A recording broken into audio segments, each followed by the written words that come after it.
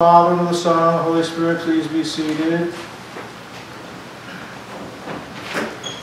We see that the favorite means by which God communicates to His people is through a technique known as revelation. Revelation may come through the messenger of an angel, might come through an infused revelation by Jesus Himself, as it was to St. Paul. It may come through a dream, it may come through a visual apparition, may come through any number of ways, but it is a means of communication by which an insight into the other world will be given. An insight as to a profound activity that will happen intervening in the affairs of men, and to be able to understand that there is an effective communication from the other world to this world. And those who are in the other world yearn to be of assistance to us who are in this world struggling to make sense out of it, when they already have the big picture, so to speak.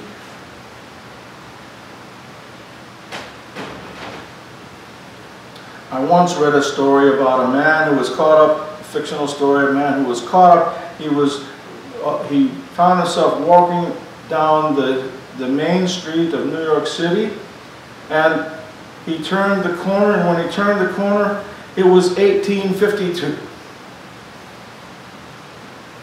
1852 in New York City. Suddenly there were horses, there were no cars, there were no horns. There were none of that. It was just 1852. And because he was something of a historian by trade, his training was history, and he was actually a history teacher or professor. And he recognized where he was, and asking him, ascertaining that it was 1852, he says, "Oh, I've only got a few years before the Civil War." And so he had the insight as to who was playing who were the players in the coming Civil War. And he was able to get an insight as to what would already happen, because he already knew what would happen. He was an emissary from the future who came to the past and already had advanced knowledge of the future. And in the book, he wasn't anything special. He just somehow was caught up in a time warp and found himself back there. And he lived through the raising of the army, the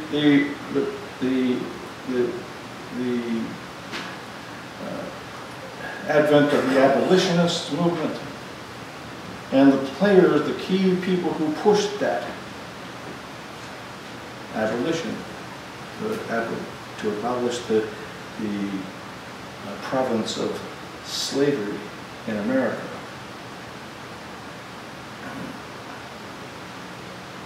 It was interesting from his point of view that he understood the economics of the Civil War, not only the abolitionists, the ones who wanted to abolish slavery, but also those who advocated for slavery because they needed to sell their products abroad, and they couldn't sell their products abroad and plus pay the transport shipping fees if they had to pay a labor fee. And so the institution of slavery was an economic one as well as a moral one.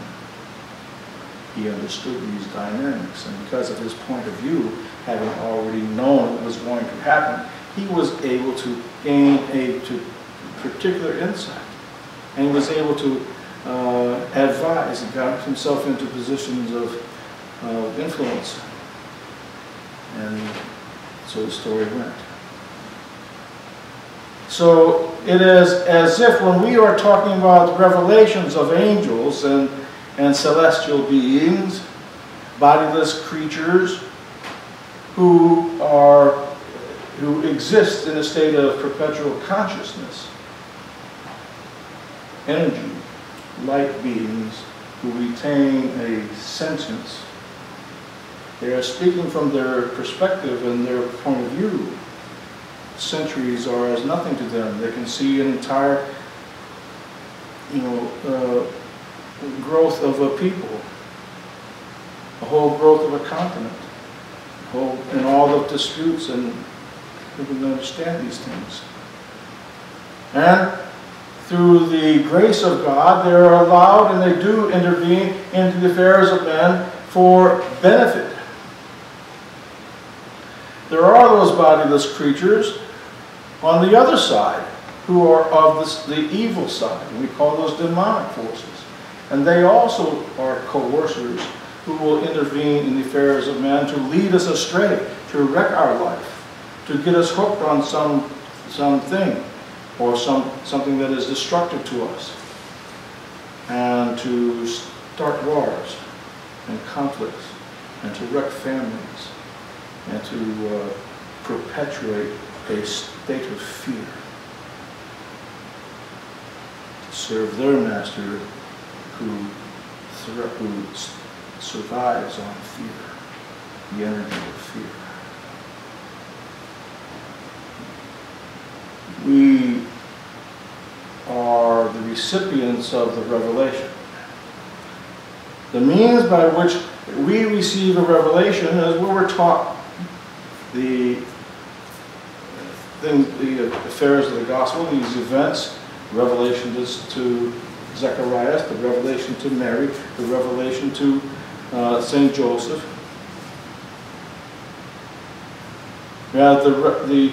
St. Paul says that his knowledge of the gospel came by direct revelation, things that were revealed to him. St. Peter is talking about the revelation that came to him through the Holy Spirit of God. And so these means by which revelation happens is the means by which allows you and me to believe. We would not be able to have faith if we didn't know what we were believing in. If we didn't have some revelation that said, this is true and worthy of my faith in it. Things that happen in our lives that we cannot explain, events that transpire for benefit of us that had we not known somehow in advance that things would happen, we would not have been able to avoid these things. Or a healing would not have taken place if we hadn't known that there was some power able to heal us. Because of the miraculous confluence of events of time and space, we were able to say, oh, this was God's doing.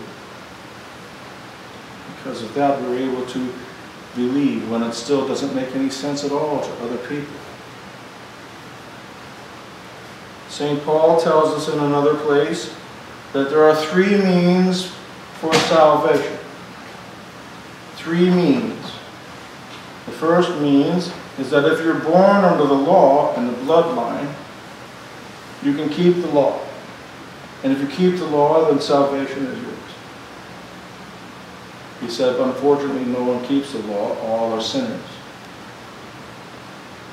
The second means is by the revelation of Christ Jesus to you so that you can believe in him. He says, I am known to whom my Father chooses to reveal me. It is a divine revelation of the nature of Christ Jesus so that you can actually believe in him. You can't believe in it if you don't have some knowledge of who he is.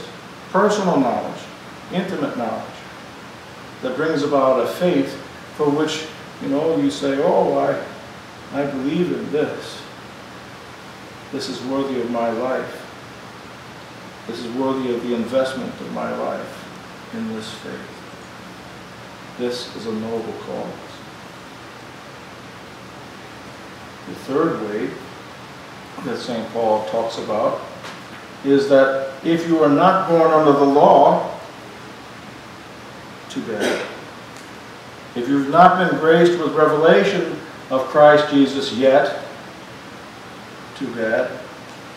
but yet you do the works which are pleasing to the Father, you write a law unto yourself.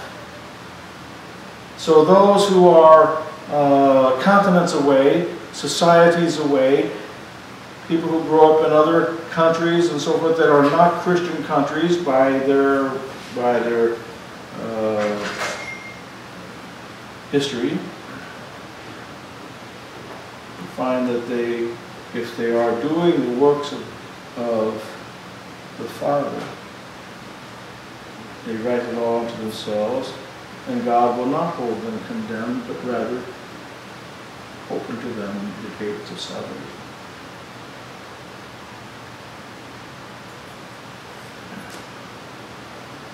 Those who have the revelation, those who have the scriptures, those who have the prophets, those who have the apostles, the gospels, those who have the teachers in the Lord, those who have the saints and the martyrs, and all the people who have given their lives to the faith, that we have all this abundance of resource to learn, and yet still stubbornly do not believe, because they want to believe in some demonic side. Oh, it's so thrilling to understand about the Wiccan spirits. Oh, it's so thrilling to try to understand about crystals and incantations and spells and Ouija boards and things like that. The thrill of that is more enticing than the ordinary faith in Christ Jesus.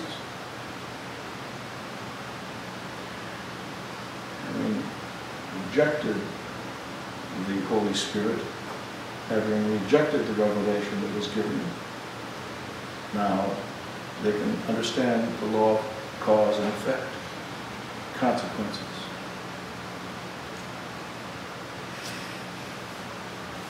Christianity is about making a statement of faith and willing to accept the consequences. The consequences of faith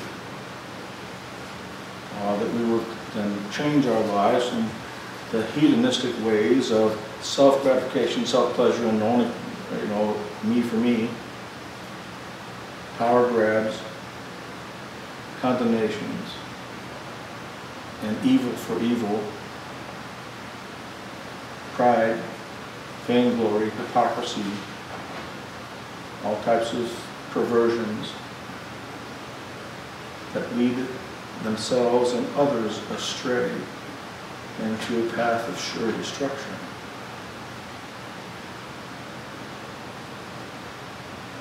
They will inherit eternal life. Indeed.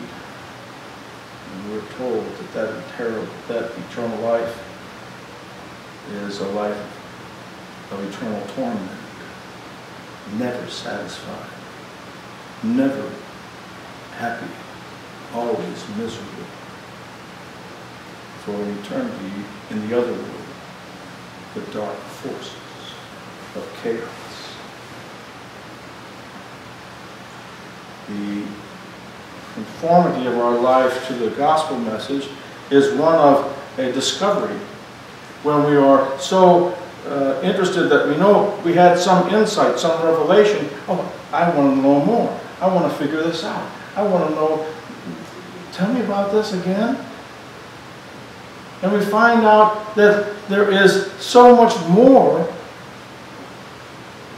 that we can devote your entire life to trying to just understand, well, what is humility? What is purity of heart? What is compassion? What is love, really? What is hope?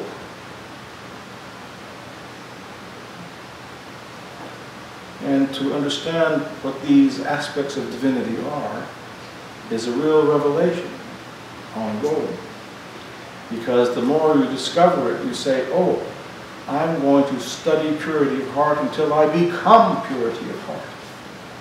It's the nature of revelation is transformative. It changes us from the inside out to take on these energies which are resonating within us like a bell. And when they resonate within us like a bell, they vibrate into the universe like a bell for good. and we ourselves become sources of goodness.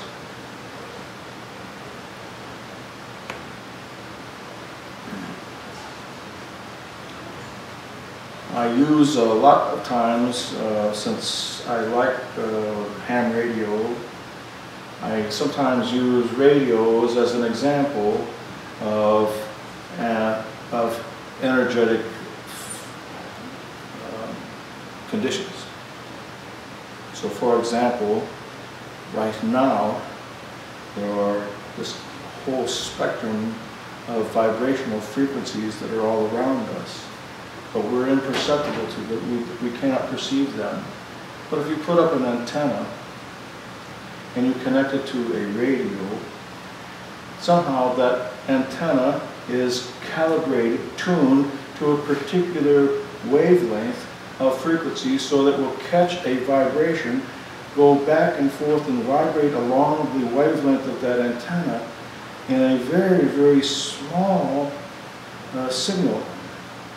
That very, very small signal is then amplified in a preamplifier, and then an amplifier, and then it is able to then be transformed into a vibrational signal that goes to a speaker that can vibrate at a frequency that we can understand and hear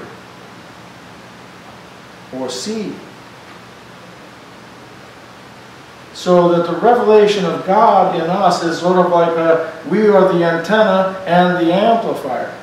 That if we are able to perceive this, even a little bit of divine grace, we as the antenna are able then to vibrate within us and increase that vibration by our meditation, by our intentional desire to be purity of heart, or humility, or compassion, or love, or hope, or faith, and all the different subsets of those things, like perseverance, patient endurance. These aspects of divinity are broken down to those particular frequencies that vibrate within us, and in our minds we're able to distinguish that from any other condition.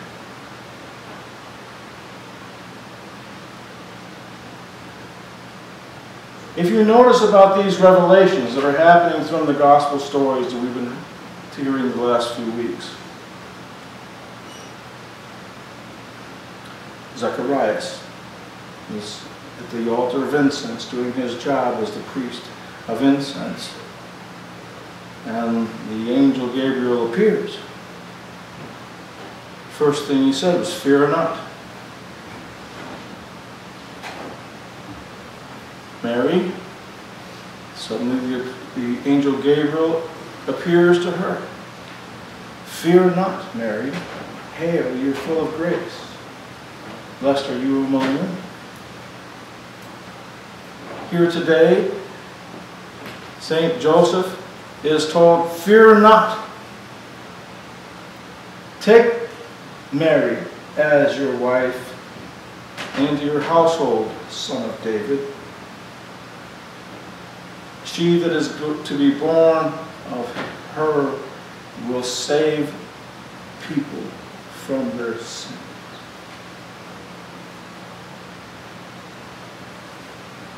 Fear not.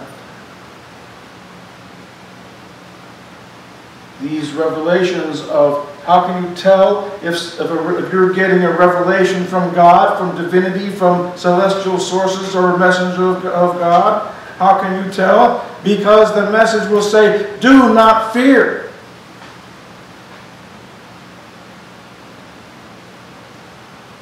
If you're getting a message that says, "You better be afraid, you better watch out, the end of the world is coming, you're going to be annihilated, the fire, the flood, the earthquake, the meteor, the sky is falling, the comet is going to come, Planet X is going to smash into us. Better be afraid. They're going to nuke us. Better be afraid." Fear, fear, fear, fear, fear. Fear your enemy. Fear those who look different. Fear those who have a different way of life. Fear those. And you know how to deal with fear. Kill them.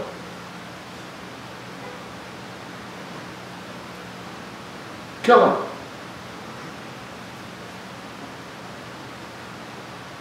The revelation of evil, demonic forces, is fear and death. Oh, the virus, that's the latest one. It's going to wipe out the entire human race. You better get this shot. You better take this shot. Fear. Fear.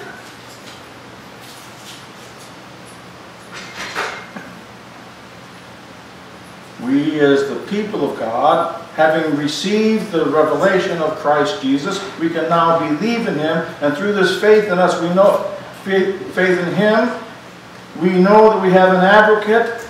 We know that we shall not fear, that we shall inherit eternal life. If God be for us, who can be against us? What must we fear? Nothing. We're told that we should fear God, but not out of respect. He is the God, the power. You better not play a game with Him. Don't tell Him you will when you won't.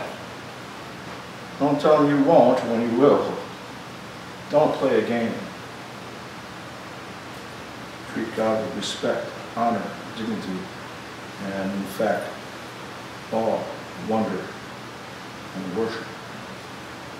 Honor the holy things.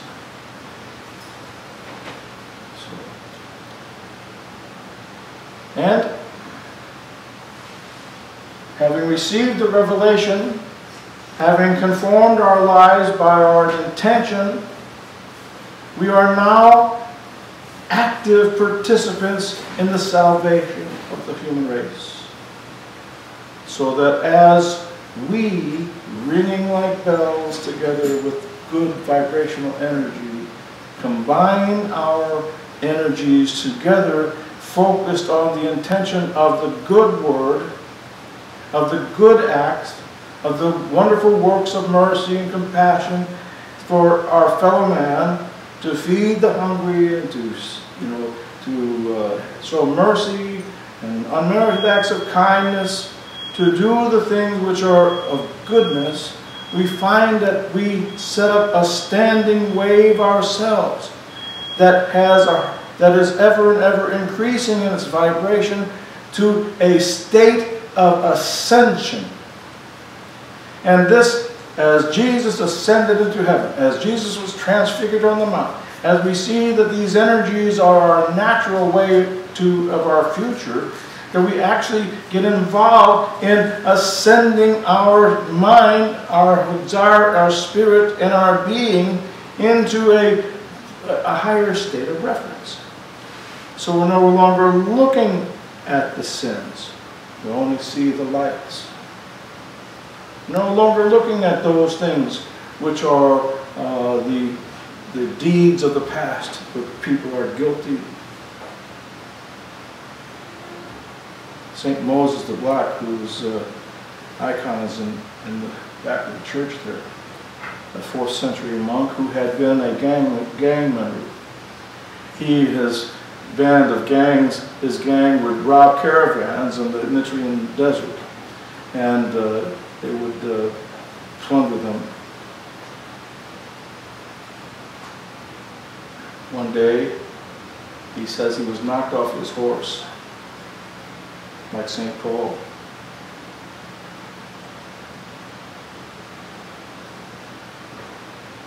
Moses, who are you? I am Jesus, whom you are persecuting. You're robbing my people. You're hurting them. You're killing them. You're doing these evil things, and I have something good for you in your future, if you will but change. What must I do? Go see the monk Pachomius. You will find him in his monastery. He will tell you what to do. He went to Pachomius. What must I do? I saw the Lord. I saw the Lord Jesus Christ. He revealed himself to me. St. Pachomius said, I know. He told me. He told me you were coming. What must I do? Repent and be baptized. Change your way from the way of sin, death, and destruction to a way of life and goodness and ascension. And he did. At the end of his life, where he had 70 gang members, he had 70 disciples, students, who hung on his every word. Governors and magistrates would go out of their way to come and seek him out and get a word of wisdom. St. John Cassian, to whom I am named, wrote those sayings down in part of what he said. And those sayings are still with us today. One day Moses the Black, was called into an assembly of the monks to judge the sins of another monk, a young monk. And so he came and he filled up a sack full of sand, and he would put a hole in the bottom of it, and he was carrying his sack full of sand with the sand leaking out. Holy Father, what are you doing? He says, my sins trail out behind me like the sands of this sack. And yet you call me to judge the sins of another?